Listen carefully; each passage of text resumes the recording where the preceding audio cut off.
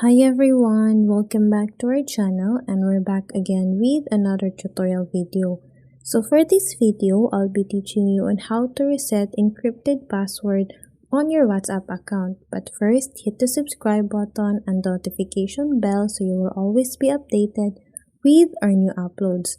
So to start, let's go to my WhatsApp account, click on the three bullet bar at the top, go to settings, and then here look for the chat option.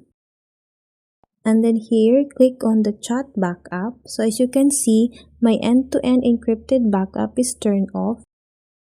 The first thing we need to do is to turn this one off. So click turn off. And then here, if you forgot or you did not save your 64-digit encryption key, just click on the I lost my encryption key option. After doing that, it will redirect you to this page. So now just click on turn off, and then after doing that, you will be redirected to this page. So click again into the end-to-end encrypted backup, and now you can see the options to create a password and to generate 64-digit encryption key. So that's how you reset the encrypted password on your WhatsApp account.